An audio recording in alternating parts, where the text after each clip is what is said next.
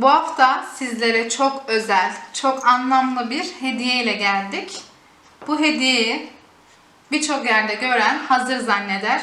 Ama az önce izlediğiniz gibi biz yaptık. Çok uygun, çok pratik bulabileceğiniz malzemelerle yaptık.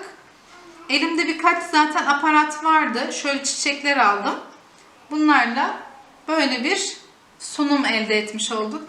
Malum önümüz 24 Kasım öğretmenler günü.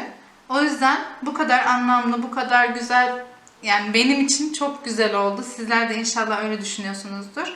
Ben de bir öğretmen olarak böyle anlamlı bir hediye almak isterdim ve evimin en güzel köşesine koymak isterdim. Ki kendim yaptım, kendiminkini koyacağım muhtemelen.